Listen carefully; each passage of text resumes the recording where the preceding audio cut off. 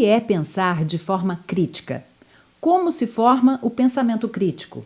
Como esse pensamento pode ajudar a não cair nas fake news, por exemplo? São questões para o Analisa que convida o professor Walter Carnielli, do Centro de Lógica, Epistemologia e História da Ciência, o CLE da Unicamp. Ele coordena o curso gratuito e contínuo sobre Lógica, Argumentação e Pensamento Crítico da Escola de Extensão da Unicamp e plataforma Coursera. Seja bem-vindo, então, ao Analisa, o vídeo e podcast da Rádio e TV Unicamp, um espaço para o debate e análise de temas relevantes, sempre com a participação de especialistas da comunidade acadêmica da Unicamp. Seja bem-vindo, professor. Obrigada pela participação. Muito obrigado, Hebe. Obrigado à TV Unicamp também por essa oportunidade de a gente poder divulgar essa iniciativa, né, que eu acho que é extremamente importante, principalmente agora, no momento que a gente está passando no país. Com certeza. Professor, então, o que é pensar de forma crítica? Olha, pensar de forma crítica é algo que a gente pode aprender, né? Basicamente, consiste em você dar muita atenção ao discurso, ao seu discurso, ao discurso dos outros, às notícias, ao que você recebe, aquilo que você produz também, e de que forma dar atenção?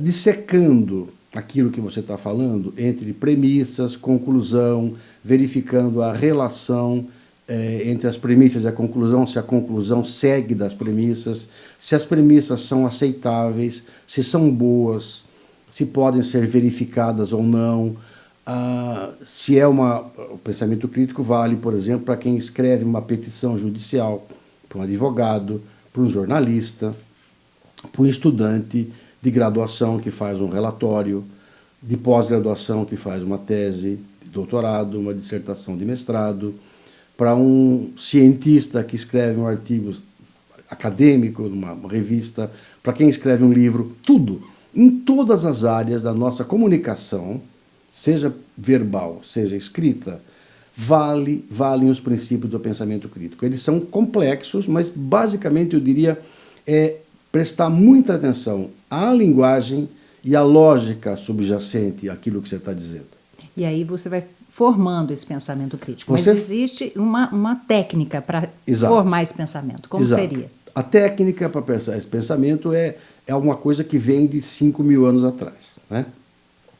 Desde que os sofistas andavam ensinando pela Grécia Antiga, e eles davam muito valor à parte que hoje a gente chamaria de retórica, mas que seria mostrar que a verdade não é tão importante, ou não é talvez menos importante do que o modo de apresentar a verdade, né? Tudo isso iniciou a ideia de um debate, a ideia da lógica. Depois Platão se insurgiu contra os sofistas, não é?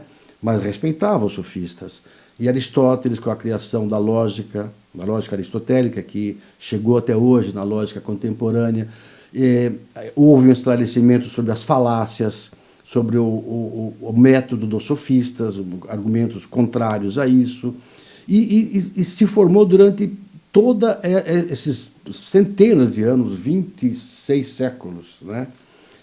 Vem se formando uma clareza cada vez maior sobre o que é argumentar, qual é a relação entre argumento, lógica e linguagem.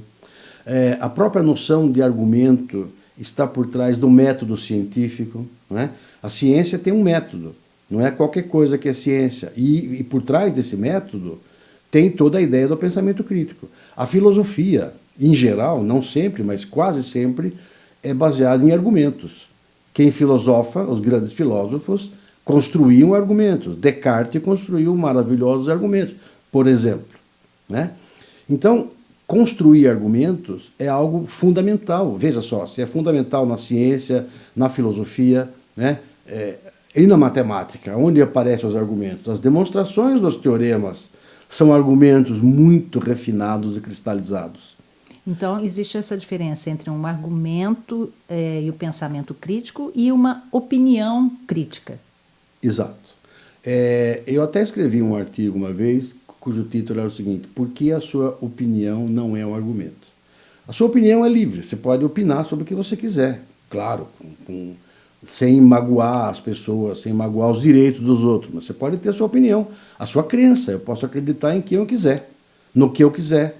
A eleição é um momento em que a crença da pessoa se manifesta. Ninguém precisa argumentar para apertar a máquina da votação eletrônica. Basta você querer acreditar. Eu gosto ou não gosto, creio ou não creio. Posso também argumentar, não é proibido argumentar, mas não é necessário. Então, a opinião é livre, mas a opinião não é um argumento. O argumento tem que ter bases, tem que ter premissas, tem que ter uma conclusão. A premissa tem que levar relevantemente até aquela conclusão. E essa base é que tem relação direta com a lógica?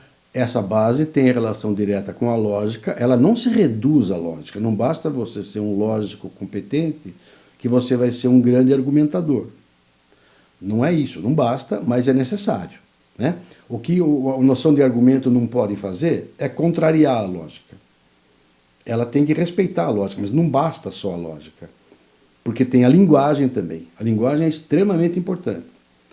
Tem uma outra componente que é hoje em dia chamada de retórica, num certo sentido, que é o como isso se faz, que é a maneira de você expressar seus argumentos, de você falar, de você escrever elegantemente, ouvindo o outro lado, sendo gentil e educado. O argumento não envolve de maneira nenhuma briga, não é? Não envolve nenhuma violência verbal, nem mentira, nem nada desse tipo. É difícil argumentar bem. É difícil, mas o importante é isso, é que aquelas pessoas que dizem, até no meu artigo digo isso claramente, que quando você está discutindo e elas dizem, bom, eu tenho direito à minha opinião. Claro que tem. Só que acabou a discussão aí. Isso não é mais argumento. Agora passou para o campo do seu direito, da sua crença. Isso é outra história. Você sempre teve direito à sua crença. Mas quando você quer argumentar, você está colocando a sua crença em jogo. Você poderá mudar de ideia. Se você já disse que não vai mudar de ideia, acabou a discussão.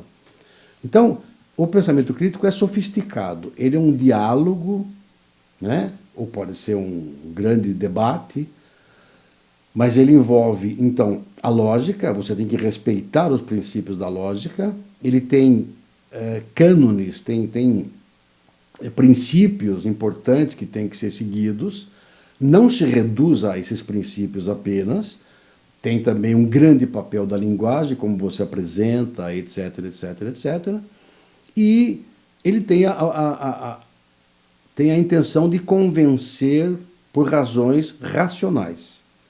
Existe também o convencimento que é feito pela propaganda, pela retórica assim dita no sentido pejorativo, pela maneira de você se comportar, pela sua linguagem corporal e etc, etc. Tem toda essa componente também. Né? A gente não analisa. No nosso curso nós analisamos a componente lógica e linguística. A componente comportamental é uma outra esfera. Nós não tocamos, mas ela tem a sua importância. Agora, quando o senhor fala, a gente fala, né, das fake news, né, como fugir das fake news que hoje, né, infelizmente, estão aí proliferando. E a gente encara, às vezes, as fake news como uma espécie de disfarce de um pensamento, de um suposto pensamento crítico, né, sobre um determinado assunto. Como é que a gente consegue identificar isso, né, por meio desse pensamento crítico? Tem um capítulo, esse livro aqui é o livro que eu uso com base no curso, né? Uhum. E aí eu tentei ter um capítulo onde eu tento dar alguma luz sobre essa questão de fake news. Na verdade, se você aplicar os cânones, os princípios do pensamento crítico e da argumentação, você já detecta muito das fake news. Você já terá uma atitude muito boa contra as fake news. Mas tem que entender alguma coisa adicional a isso. Por exemplo, a gente tem que entender que as fake news não são mentiras. Elas não são apenas mentiras, não são falsidades. Elas são falsidades, são mentiras, com a intenção de ferir o adversário, de mudar malignamente o comportamento. Se você começar a entender essa diferença, você começa a perceber, então, aonde quer chegar. Você começa a se perguntar a quem interessa, qual é a fonte, está assinado, essa notícia tem uma assinatura, quem disse, de onde veio, que agência de notícias da mídia confiável recolocou isso, a quem interessa essa notícia, ela é retumbante demais, ela é uma manchetosa, como se diz, né? É uma manchete extraordinária demais, ela choca muito. Tudo isso faz. Agora, talvez uma analogia possa fazer entender a diferença entre uma falsidade, uma falácia, né? As falácias são conhecidas falsidades argumentativas que existem há mais de 2000 anos, ou mais até, né?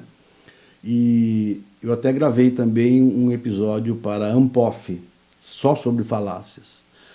E tem uma diferença entre falácias e fake news. A diferença é que uma analogia explicaria bem. Uma falácia é uma pedra em que você tropeça, sem querer. A gente tropeça em erros, erra no raciocínio, erra em tirar conclusões, erra em esquecer de verificar as premissas, etc, etc. A falácia é uma pedra que você tropeça. A fake news é uma pedra que alguém joga na sua frente para que você tropece intencionalmente.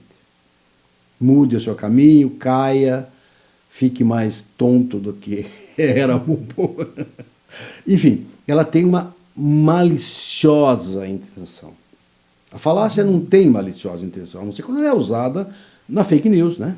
Usada maliciosamente. Mas falácias são erros, fake news são armadilhas intencionais. E se a gente começar a entender isso, você começa a ver a diferença e você começa a ficar alerta. E ficar alerta é uma atitude racional que você vai aprendendo, vai incorporando e vai usando. Em filmes, você olha os filmes de uma maneira diferente, quando você está um pouco consciente dos princípios do pensamento crítico, você olha as manchetes de jornal de maneira diferente, você reconhece quando a manchete é tendenciosa, você reconhece quando alguém dá um nome para alguma coisa querendo minimizar. Por exemplo, o nome orçamento secreto é um nome que minimiza. Uma atitude que não é isso, na verdade. Não é o nosso objetivo aqui fazer uma análise desse tipo de coisa, mas é um exemplo. Sim. Então, se você tem um pouco de treinamento de pensamento crítico, você começa a olhar tudo ao seu redor, inclusive aquilo que você produz como jornalista, como entrevistadora, como juiz, como advogado, como político, com seu discurso, as bases daquilo, quanto aquilo é afinado com a noção de pensamento crítico e de argumentação. Se a gente pudesse falar assim, num ponto de partida, seria questionar, perguntar, desconfiar. Quer dizer, esse pensamento, ele poderia nascer disso, desse constante questionamento de tudo? Pode, exatamente. Esse é um ponto importante até na filosofia, né? É o que se chama de um ceticismo sadio, né? É um ceticismo pregado na filosofia há muito tempo, né? Inclusive pelo grande filósofo chamado Sexto Empírico, que pregava que, frente a uma situação que você não sabe como agir direito, tenha uma atitude cética. Mas a atitude cética não é rejeitar tudo, é suspender o seu juízo até que melhores evidências possam aparecer. Então, exatamente isso, ter essa atitude cética.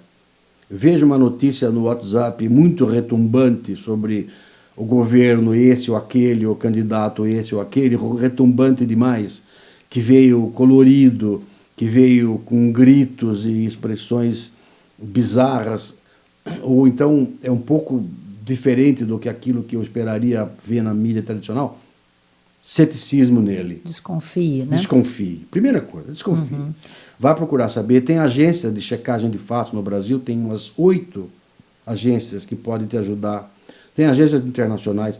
Ao invés de clicar no botão reenviar, pare, vá na internet, usa o lado bom da busca na internet. Tem um lado negativo, tem um lado bom também. Usa a parte boa, né? Procure saber. Mas talvez a questão esteja também aí, quando a pessoa ela não quer desfazer aquela imagem que ela formou com base até na formação dela, né? Não só na informação que ela recebe, mas na formação pessoal, e ela não quer desconstruir né? Monstro. E aí dificulta, né? Dificulta a formação do pensamento crítico. Exatamente. Aí tem uma vertente, uma dimensão que eu vou chamar de uma dimensão comportamental do pensamento crítico e da argumentação, que um psicólogo americano denominou de dissonância cognitiva, Leon Festinger. Tem até um livro dele em português disponível na Amazon e em outras livrarias, onde ele mostra o que é a dissonância cognitiva. É o seguinte, é quando a pessoa acredita num certo candidato e aquele candidato tem uma atitude que ela não gosta. Ela acredita que ele é o melhor, só que ele faz um monte de coisa que ele não gosta, ele tem atitudes, não vou comentar aqui, de um certo de outro, e ela fica incomodada com aquilo. Aquela dissonância cognitiva incomoda ela, ela tem que resolver aquilo, desequilibra a pessoa.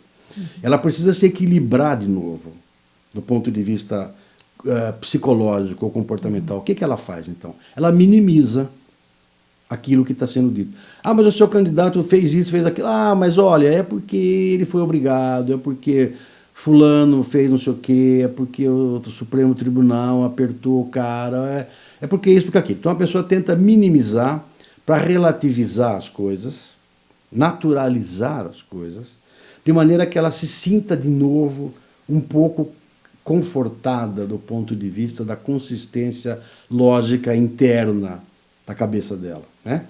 E essa dissonância cognitiva, essa tendência que o Festinger notou, comportamental de todas as pessoas, é usada na fake news.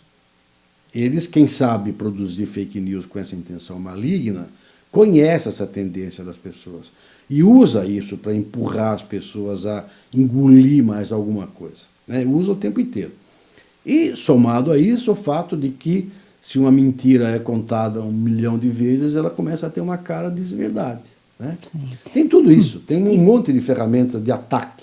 E isso vai contra aquilo que o senhor estava falando do diálogo, porque a pessoa, quando se coloca num diálogo, ela tem que escutar, tem que ter o exercício da empatia, da escuta. Quando ela não consegue estabelecer o diálogo, ela anula essa empatia que ela seria também necessária para o pensamento crítico? Sem dúvida. Existe até um princípio chamado princípio da caridade em pensamento crítico, que eu tenho vários nomes, né? Para facilitar a ideia, eu vou chamar de princípio da caridade. Que ele é o seguinte, é quando você está argumentando bem com uma pessoa e essa pessoa produz um argumento que não está bem feito, é quase a sua obrigação moral refazer o argumento do outro lado. Já você quis dizer isso, é isso que você quis dizer? Sim. Bom, então eu vou tentar desmontar o que você quis dizer racionalmente e educadamente. Quer dizer, veja, não só ouvir o outro lado, levar em consideração, até se colocar no sapato do outro ou da outra, né? Colocar-se na posição da outra pessoa e analisar os argumentos dessa pessoa da maneira melhor possível. Não é porque ela argumentou um pouco tortuosamente que ela já está errada. Faz parte do pensamento crítico, digamos assim, nobre e digno, como se deveria ser, educadamente ouvir, melhorar o argumento do outro e aí sim atacar o argumento do outro, atacar, digo, no sentido racional, né? Mas também se colocar de uma forma aberta, porque nessa troca pode ser que você mude, exatamente, né? Mude, você seja convencido, né, de que o seu argumento não tem tanto peso, né? Absolutamente correto. Isso acontece, claro, quem vai argumentar está praticando a busca da verdade. A verdade não pertence a mim, nem a você. A verdade está em outro lugar. E se a pessoa já vai com essa predisposição, quer dizer, a verdade está comigo, isso já bloqueia totalmente, né? Isso já não é uma atitude argumentativa. Isso já é uma atitude de ataque terrorista, digamos assim, né? Argumentativa. Eu já vou achando que a verdade está comigo, então... Até uma demonstração matemática, eu posso propor uma e alguém achar um contra-exemplo. Então, a verdade, eu pensei que estivesse comigo, não está mais. E quando aquele contra-exemplo é dado, eu tenho que mudar minha opinião. Ou eu arranjo outra prova, ou a minha prova está errada, ou o que eu disse não tem sentido. Isso vale em qualquer esfera política, em relação à liberação das drogas, em relação à liberação do aborto, e tem que ser muito esclarecido. Tem um papel importantíssimo nas definições, né? O que você quer dizer se eu defendo a liberação das drogas? O que eu quero dizer com isso? Será que eu quero dizer que eu estou liberando todas as drogas? Ou estou liberando algumas em certas circunstâncias, de certa maneira? Quais são as bases do que eu estou propondo, da minha proposta? O outro lado tem que ouvir claramente e não já atacar, dizendo, bom, então você é um criminoso porque você é ligado ao crime organizado, porque você está defendendo a liberação de drogas, né? Quer dizer, o que a gente vê sempre é isso, mas isso está errado. E a gente poderia, então, falar que o negacionismo entra nisso aí que o senhor está explicando? Quer dizer, como que a gente pode, nessa tentativa de argumento, né, de argumentar a partir do que se coloca, né, como que a gente constrói um argumento diante do negacionismo? Bom, o negacionismo ele aparece mais fortemente em relação a uma teoria, em geral científica, em geral a um fato tido como cientificamente correto, né? Então, eu dou um exemplo para você. A ciência nem sempre é perfeita. A ciência está sempre em construção. A ciência sofre revoluções, ela se reinventa, se reanalisa, se critica a si própria. A atividade científica é uma atividade de crítica e contracrítica contínua. Não há nenhum cientista que escreva um artigo científico que não corra o risco de ser criticado seriamente por um review, por um outro autor, etc. É muito normal. Em filosofia, ainda mais do que tudo, isso acontece. Bom, o que acontece com o negacionismo? Ele tenta, às vezes, trocar, substituir uma teoria científica, considerando que ela não é perfeita, por uma crença. Eu vou dar um exemplo concreto. A teoria da evolução não é perfeita. Não se tem uma demonstração da teoria da evolução.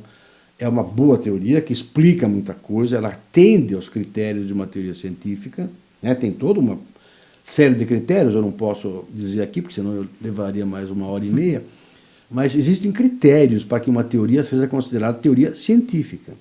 As teorias científicas não são perfeitas. A teoria da evolução faltam algumas coisas, tem coisa que ela não explica muito bem, tem coisa que faltam alguma evidência, por exemplo, sendo que a raça humana veio de um certo hominídeo, não é macaco, né, mas popularmente se diz de um certo tipo de macaco, e falta uma cadeia inteira de achados arqueológicos para que se verifique que foi mudando, perdeu o rabo, perdeu o pelo, não sei o que, a orelha diminuiu, blá, blá, blá, até chegar no que nós somos hoje, um tipo de um macaco sem pelo. Muito bem. E quem refuta essa teoria da evolução diz o seguinte, bom, vamos trocar a teoria da evolução por uma outra coisa. Tudo bem, a ciência estaria de acordo se trocasse a teoria da evolução por uma outra teoria científica, mas o negacionismo prega trocar a teoria da evolução por uma crença. Por exemplo, o criacionismo. O criacionismo não é uma teoria científica. Ele não atende aos princípios de uma teoria. Então, pretender trocar a teoria da evolução pelo criacionismo é um bom exemplo de negacionismo, né? E aí vários outros. O negacionismo do clima, o negacionismo de tudo quanto é coisa. Tem um monte de coisa que tenta trocar evidências científicas por uma teoria. Porque uma estratégia de argumentação, muitas vezes, no negacionismo, é fazer com que as pessoas vejam que é necessário criticar aquilo, que, na verdade, está sendo feita uma crítica, né? E esse pensamento crítico é que está levando a um questionamento. Quer dizer, existe muito essa colocação, né? Que não, isso não é negacionismo, não. Isso é simplesmente uma crítica. Não tem problema. Seria uma crítica até muito bem aceita se a proposta alternativa fosse outra teoria. Veja, é o que aconteceu com a teoria na física newtoniana. A física newtoniana não acabou, ela simplesmente não explicava tudo, né? Aí veio a teoria da relatividade geral do Einstein, e explicou coisas que a teoria newtoniana não explicava. É quase que uma substituição para certos ambientes, digamos, cosmológicos, na cosmologia, né? Não explicava tudo, né? Nos planetas, movimento dos planetas e tal, e galáxias e tudo isso. Substituir-se uma teoria física que não é perfeita por uma outra que explica melhor. Poderá aparecer uma outra? Poderá aparecer, e estão sempre procurando outra, não há problema nenhum, né? A teoria quântica veio para explicar o comportamento do que é muito pequeno, do micro, né? E ela não tem uma absoluta coerência com a teoria da relatividade, não tem nenhum problema isso. Estamos, nesse momento, aguardando uma super teoria que possa englobar tudo. Os físicos, os cientistas estão trabalhando nisso. Isso não é negacionismo. Negacionismo é querer colocar tudo numa minha crença religiosa ou política ou o que quer que seja. Que aí crença, da mesma forma que crença não é opinião, crença não é teoria científica. E, professor, tudo isso que a gente está falando hoje está no curso, né, online, é o curso sobre lógica, argumentação e pensamento crítico, né, da Escola de Extensão da Unicamp e plataforma Coursera. Então, eu queria que o senhor falasse um pouquinho desse curso, que já está, né, as pessoas já podem fazer, né, já podem acessar. Já, esse curso está sendo dado por mim e pela professora Juliana Bueno Soler, da Faculdade de Tecnologia, com a ajuda de alguns outros colegas que fizeram algumas inserções. A gente ficou muito surpreso que o curso está com quase 8.600 pessoas seguindo, né? Nem todas terminam, algumas param no meio, outras voltam. É assim que funciona cursos na internet. Mas atrair a atenção de 8.600 pessoas em língua portuguesa é uma coisa extraordinária, né? Porque se o curso fosse dado em língua inglesa, claro que teria muito público maior, mas é o único curso sobre esse assunto em língua portuguesa na internet, um curso sério, e na plataforma Coursera e nas outras plataformas. Esse curso, né, é um curso de 20 horas aproximadamente, vai ficar por 10 anos na internet, né? É um curso introdutório, aberto a todos, é gratuito, é hospedado na plataforma Coursera, em colaboração com a Escola de Extensão da Unicamp. Isso, o curso ensina de maneira bem simples e tranquila, não precisa ter nenhum conhecimento inicial. Um aluno do último ano das séries, que a gente chamava antes de colegial, né, pode perfeitamente, e várias pessoas já fizeram. O curso também interessa para estudantes, jornalistas, estudantes, advogados. Interessa para professores, para quem está escrevendo uma tese, uma dissertação, um relatório, até uma carta de protesto ou escrevendo uma petição para a prefeitura, o que quer que seja. Você tem que ter os seus axiomas, as suas premissas, a sua conclusão e por que aquilo segue, né? O curso, então, basicamente, ele ensina você a se preocupar com essas coisas, o que são as premissas, o que são as consequências, como é que conecta uma coisa com a outra, o que é um argumento válido, mas nem sempre um argumento válido é um bom argumento. Qual é a diferença de ser válido e bom? Um bom argumento é válido e mais ainda, ele é relevante, ele tem premissas verdadeiras, a conclusão é verdadeira. E tudo isso foge totalmente daquilo que o senhor falou no começo, né, da retórica, que é você convencer a pessoa de algo, mesmo que aquilo não seja verdadeiro. Quer dizer, exatamente. Foge totalmente disso. Completamente disso. A retórica tem o seu papel e tal. Nós não tratamos da retórica nesse curso, do movimento corporal, do tom de voz, da maneira de colocar as coisas. Não tratamos disso. Tratamos da base estritamente racional, não comportamental, né? Então o curso ensina essa diferença, como eu estava dizendo, entre um argumento válido, um argumento forte, um argumento bom, porque às vezes o argumento não é perfeitamente bom, mas ele é bastante próximo de ser bom, ele é chamado de forte, né?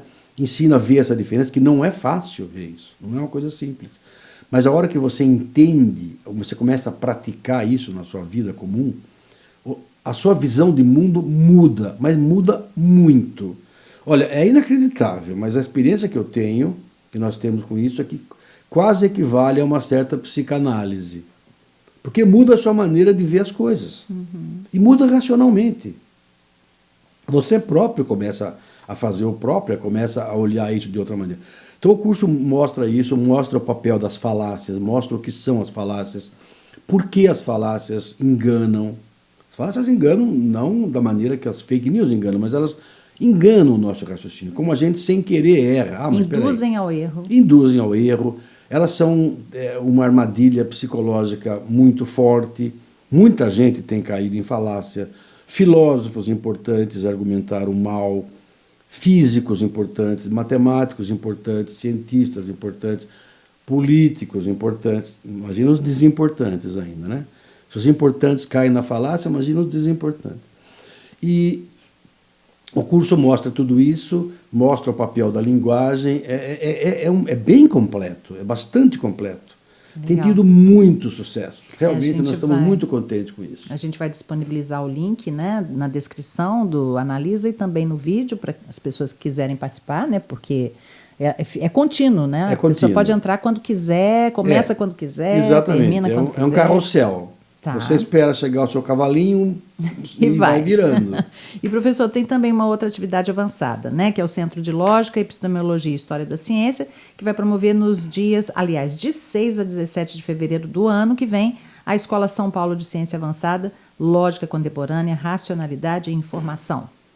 Como é que vai ser? Tá. Esse é uma atividade muito mais profissional. Esse é um curso de 2 semanas, uma escola, né? Não é um curso, porque tem vários pequenos cursos, tem várias palestras, várias conferências internacionais, tudo em língua inglesa. É uma escola São Paulo, chamada Escola São Paulo, é uma série de escolas financiadas pela FAPESP, onde a gente chama, as pessoas se inscrevem e são escolhidos 50 pessoas do Brasil e 50 pessoas do exterior, todas doutorandas, no fim do doutorado, ou até com o doutorado recente. Então, doutores e quase doutores que se interessam pelo assunto. O assunto é lógica, racionalidade e informação, onde nós vamos mostrar os últimos avanços da lógica contemporânea, enfatizando a lógica paraconsistente, que é uma tradição lógica muito trabalhada no Brasil, iniciada pelo professor Newton da Costa. O evento também homenageia os 90 anos do professor da Costa, que já se passaram, ele já tem 93. E por causa da pandemia teve que ser adiado. Então ele vai enfatizar muitos aspectos da lógica paraconsistente, não só por nós, brasileiros, que temos feito isso, mas por vários especialistas internacionais da maior qualidade, do maior calibre.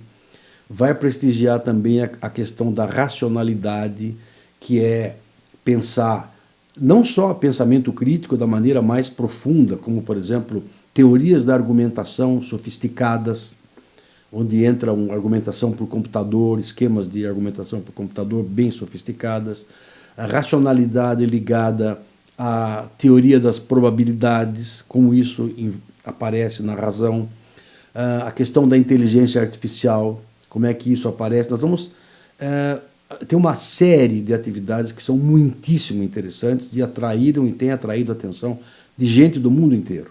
Inclusive, eu achei interessante aquele vídeo Espírito de Contradição, né, que mostra o professor Newton da Costa. Exato. E para quem quer entender um pouquinho, eu acho que seria interessante assistir esse vídeo, né, porque ele explica bastante essa questão da lógica paraconsistente, né? Eu achei bem... lógico, eu sou totalmente ignorante no assunto, mas é interessante a gente ver como é amplo, né, como ele está em várias áreas, né, que a gente nem imagina, né, como no tráfego aéreo, por exemplo. Né? Não, é verdade. A gente vai até disponibilizar esse filme, pedir permissão, né, na plataforma para que as pessoas... Eu não sei se o filme tem legendas em inglês. Ele tem legendas em inglês. Então, ótimo, tem. Fica muito bom. É uma boa iniciativa para quem não conhece. Mas as pessoas que vão vir têm uma boa ideia sobre isso. Já tem uma boa ideia. Inclusive, eles têm que apresentar um projeto e uma carta de intenções onde ele diz, ou ela diz, por que está interessado em fazer isso. Então, é gente que está trabalhando com isso na ponta. Então, de formação. Mas é um curso de 2 semanas, vai ser feito aqui na Unicamp, vai ser um grande trabalho, e não é a primeira vez que a FAPESP faz isso aqui na Unicamp. Eles já financiaram escolas nas ciências sociais, na física, na matemática, em outras áreas. Agora é na filosofia e na lógica. Tá. Né? Agora esse outro mais abrangente, né, que a gente falou antes, nós vamos disponibilizar o link para as pessoas que quiserem participar. Né? Ótimo. Professor, muito obrigada pela sua participação hoje aqui no Analisa. Foi muito bom. Eu que sou quem agradece, eu que agradeço a oportunidade de divulgar essas duas atividades que são extremamente interessantes, porque elas são atividades que estão no seio da filosofia, mas que envolvem a lógica. E a lógica é um aspecto um pouco especial da filosofia, que ela tem o seu caráter também, digamos assim, analítico, o seu caráter mais até de ciência formal, né? Então a lógica tem um aspecto de ciência formal, não é ciência natural, não é a biologia nem a química, mas é uma ciência formal e como ciência formal ela se liga à computação, muito à computação, se liga muito à filosofia analítica, se liga muito à teoria das probabilidades, se liga muito a várias áreas que é muito interessante que as pessoas entendam o que está sendo feito nessa área.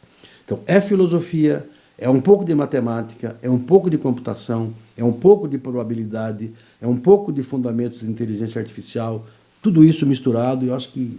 E pode ajudar as pessoas a viverem melhor, né? Porque... viverem verdade, melhor e produzirem melhor conhecimento. Né? Mais conscientes, né? Que contribuam com informações e não com fake news. Exatamente. E até uma crítica à inteligência artificial, aos seus riscos e às suas bondades e maldades. Né? Tudo isso faz parte. Professor, muito obrigada. Muito obrigado a você, a TV Unicamp, muito agradecido. O Analisa fica por aqui. Nos acompanhe nas nossas redes sociais. Até o próximo. Tchau, tchau.